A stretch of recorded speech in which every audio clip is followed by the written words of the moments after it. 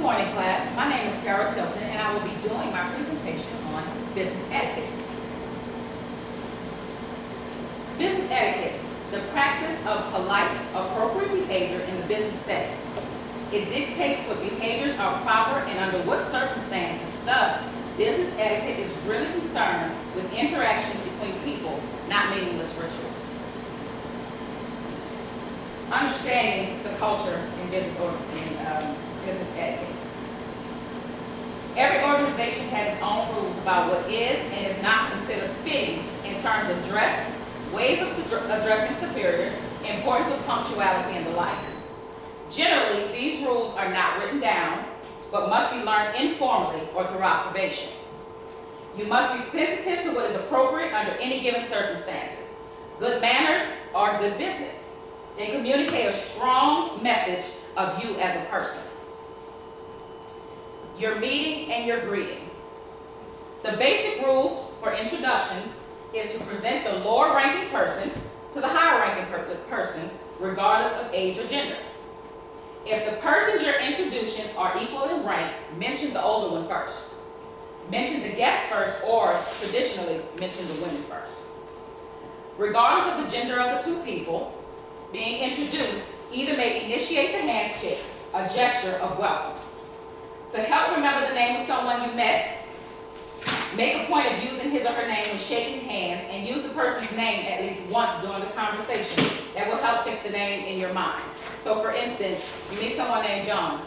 Hi John, how are you? And if you continue on with the conversation, so John, when you were speaking about your business, you mentioned to me that you were into ... That way you're continuing the name and you can keep that name focused in your head for the next time you either talk with them that evening or in the next meeting. Dining. The restaurant you select for a business meal reflects on you and your organization. Choose one where the food is top quality and the service is dependable. In general, the more important your guests, the more exclusive the restaurant. Giving of gifts. This is a tricky one. Give appropriate gifts on appropriate occasions. It is up to you to decide what an appropriate gift is in appropriate occasions, and I'm sure if you can Google some things, you'll come up with quite a lot. Most people will consider a gift appropriate if it meets these 4 criteria. It is an impersonal gift. It is for past favors. It is given to everyone in similar circumstances, and it is not extravagant. Etiquette around the office. Follow the golden rule in your dealings with others at work. The basis for appropriate behavior is always the golden rule. Treat others as you yourself would like to be treated. Simple enough. Cubicle courtesy. Because cubicles provide so little privacy, cubicle courtesy is especially important. Follow these guidelines. It may not always work, but you can't say you didn't try.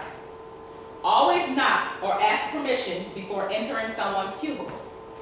And never wander into someone's unoccupied cubicle without permission. 2, never shout a comment to someone in the next cubicle. If it's too hard to walk over, call instead. Number 3, do not leave your valuables in your cubicle unattended. Whether you think they're your friend or not, people still steal. Number 4, avoid talking on the phone or to visitors too loudly, and avoid strong perfumes or colognes. 5, finally, honor the occupant's privacy by not staring at his or her computer screen or listening to private conversations. Drinking coffee. Many of us do, especially for this 9 a.m. class. If there's a container provided to pay for the coffee, do so every time you take a cup. This way, you're not allowing other people to unknowingly pay for a cup that you took knowing that you were supposed to pay for it. 2, take your turn making the coffee and cleaning the pot if that task is performed by the group. 3, in most offices, it is acceptable to drink while working, yet some have an unwritten rule about snacking at one's desk. Regardless, never eat while talking to someone in person or on the telephone. I hate when people do that. That is most annoying thing. Using the copier of fax. If you are using the copier for a large job and someone approaches with a smaller one, allow them to go ahead of you. Be sure to refill the paper holder after completing a job and reset the copier machine counter after using it. The next user intending to make one copy will not appreciate having to wait for and pay for 100 copies simply because you failed to reset the counter. And that is my presentation on business etiquette. I'm sorry that I was not able to be in class with you this morning, but I hope you enjoyed. Have a wonderful day.